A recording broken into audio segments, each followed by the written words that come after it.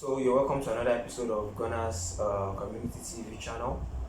I'm your host Ayobami, and with me you have Shane. So we've just been reviewing Arsenal as usual, transfers, incomings, outgoings, squad analysis, and a bit of preseason news, and we reviewed the Arsenal players playing in Euro. So firstly, with the transfers, Arsenal have agreed personal terms with Ben White from Brighton. The purported fee is 50 million. Whether that 50 million is worth it or not, I'm not too sure. What do you think, Shay? It's not worth it. So everybody is saying the fee is not worth it. Personally, I feel the fee is a bit high. But then when you look at English football, when English players tend to buy players from within the league, the prices tend to be higher than what it should be. So, for example, let's look at when Man U bought the guy that they nicknamed the fridge, Maguire, exactly. So Maguire came Slap for it. 80 million.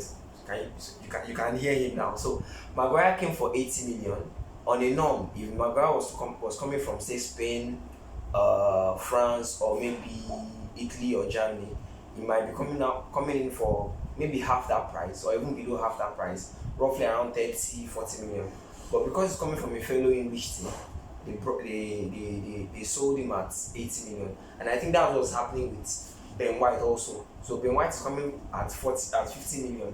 On a norm, Ben White is a player that highest Arsenal should be coughing out maybe 25-30 million on him, if not less. But well, he's English from an English team, and he had a fairly good season last season with Brighton. So I guess that's why he's coming out at that price. Or what do you think, Jay? Yeah, you obviously know, like what you said, because it's English now. Ben White should not be 25 marks. That's what I'm saying. 25 marks is too high for. I don't even know him. Up until. Bro, I've not watched that guy play.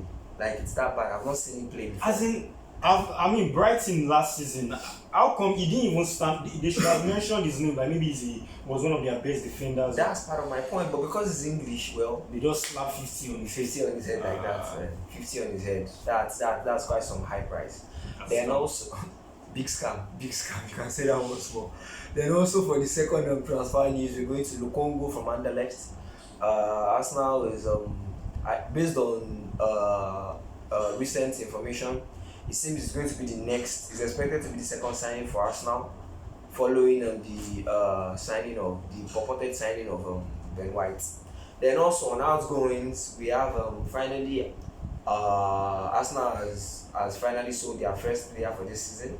That's Mavropanos, who is off to Stuttgart. Even if you ask me, I feel I have a sort of sorrowful feeling about the sale, because this is someone who has never really gotten a chance at Arsenal. He came in, there was injuries. When he got back from the injury, went out on loan under Wenger, went out on loan under Emery, went out on loan even under Arteta, and he's coming in now only to get sold for I think 5 million to Stuttgart, which for me is very, very sad.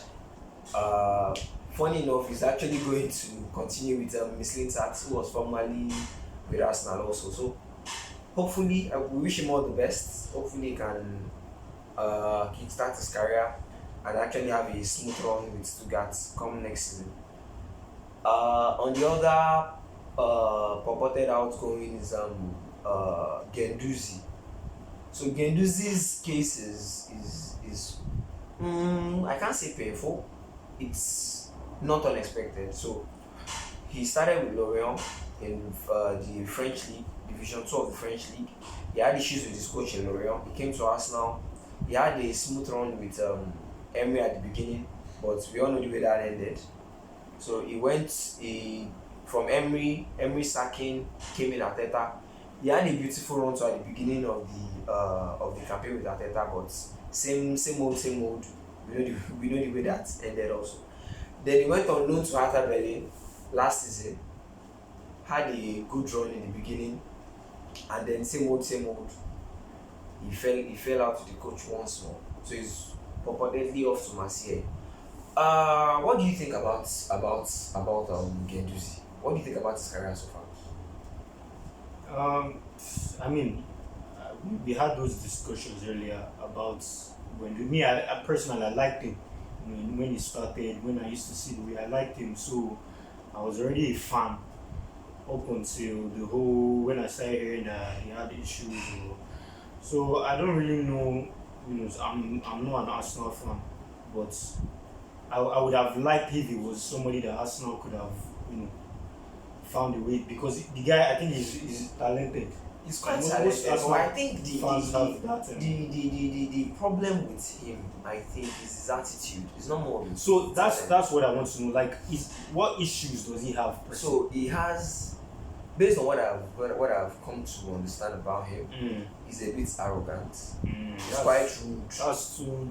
That's not good for you. He's He's young. too young. What has he Exactly. So achieved? that's the annoyance That of makes no sense. players and fans alike. Because even based on what I even heard, even within the Arsenal fold, he had issues. Even with the Arsenal players, not even the coach I now. heard that. So he had issues with players like Oba, if I'm not mistaken, Aubameyang. That makes no He had sense. issues with Maitland-Niles, if I'm not mistaken. Sure.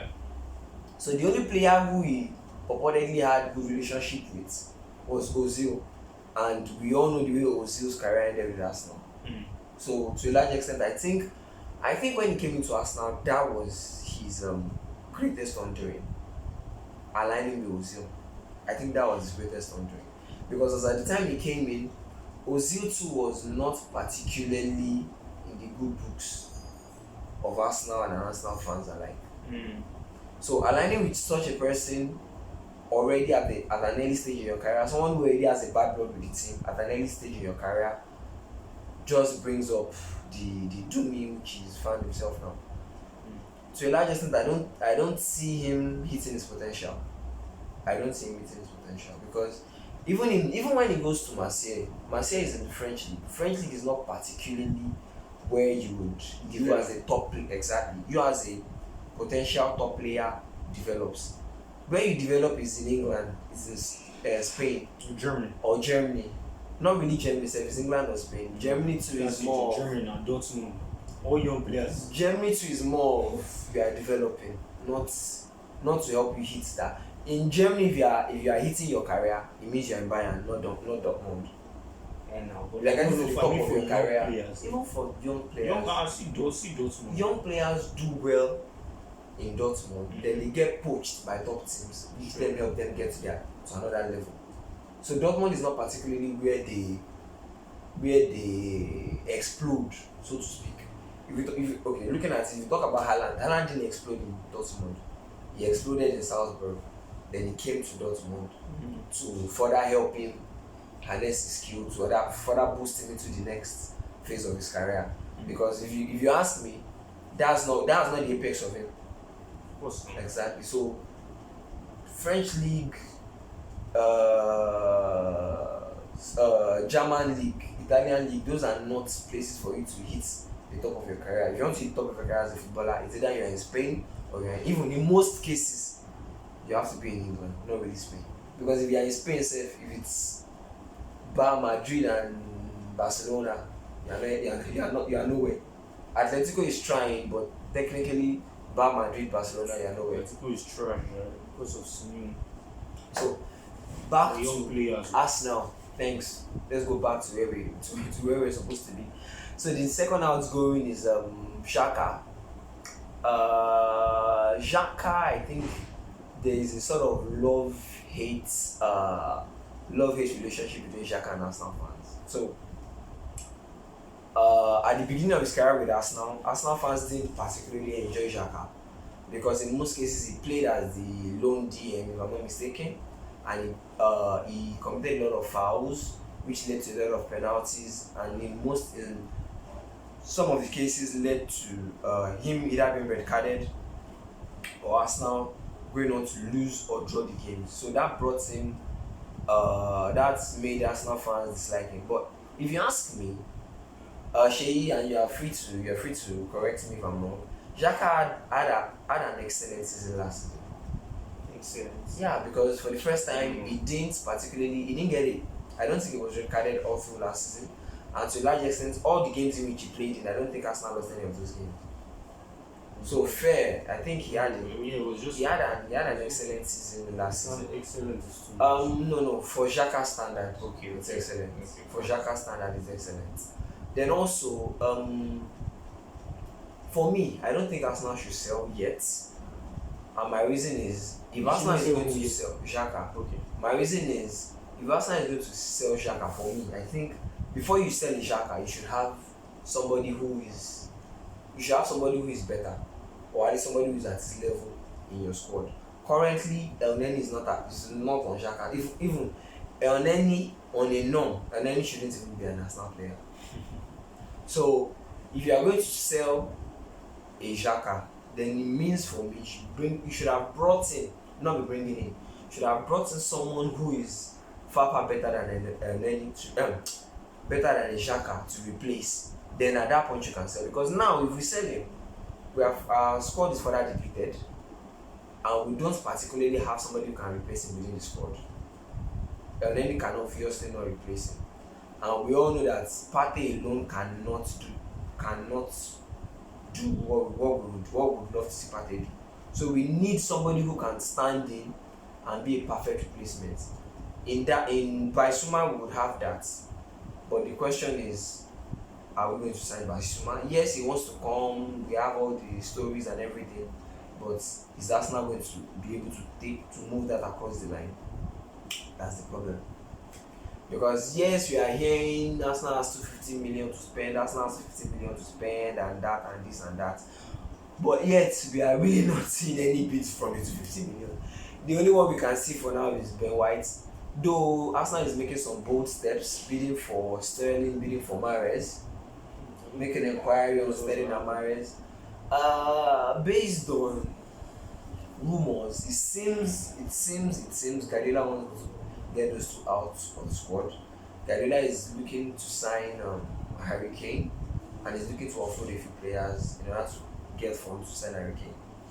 So in that, you might actually get a chance to sign Mahrez and possibly Sterling. But the question now is, at what price?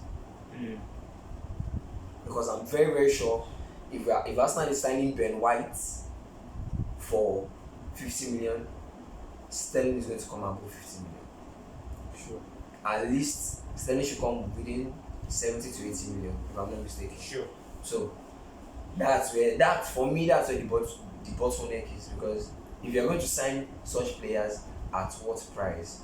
Because Sterling is a top player, average actually, but is in a top team, and the top team is increasing his marketability, so he's going to come at a high price.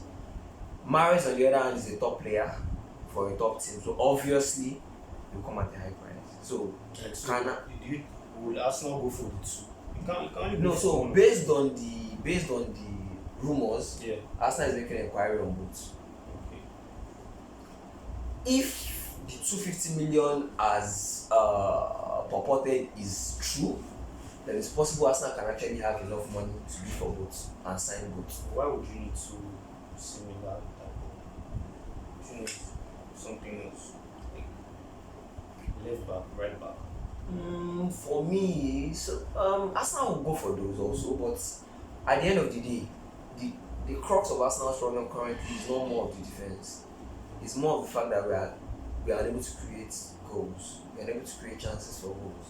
So, would you want to have two wonderful players who can increase your chances of creating goals, or spend that money on your defense, spend that money on your wing backs? So that's the $1 million question for Arsenal at the moment. And if you ask me, with what Arsenal has in the defense currently, what I feel Arsenal should just do is a bit of reinforcement. Where we really need signings is to show up the DM, and also from our AM upwards, AM wings like upwards. Exactly. We need a second striker. For me, Lacazette is gone. He's done. I don't see Lacazette offering Arsenal beyond what he has offered so far. He has spent roughly 5 seasons with Arsenal, and he has not been able to score 20 goals in a season. And when I say in a season, I don't mean in DPL. I mean all over. Overall. Overall, He has not been able to score 20 goals in a season. That is very, very poor from a striker. So for me, like I said, has gotten to his apex. He needs to leave. But on the other hand, so the last 2 seasons, Arsenal has not really been able to create chances. In fact, the last 3 seasons, even under Emery, was still a bit of it. So in the last 3 seasons, Arsenal has really, really struggled on chances creation.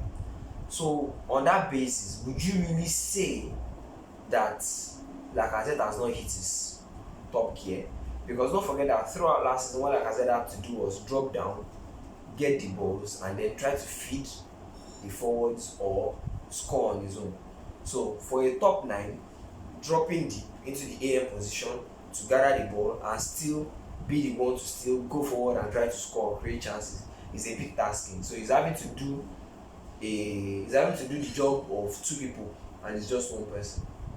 So firstly, he won't be able to perform on both levels. It's either he does more of the creation and does less of the attacking, which was what we saw for the bulk of last season, or he does more of the attacking, that's goal scoring, and less of the creation. So if you look at last season, he did a lot more regarding creation, dropping deep, gathering the balls, feeding to the striker, and that was what affected his season last season. Season before the last 2, that was what still happened with him. Even in the first season against Emery, to be frank, that was what made him and Aubameyang's partnership lit out, because to a large extent there was really nobody creating. He was the one who ended up giving Aubameyang most of the assists, dropping the gathering the balls,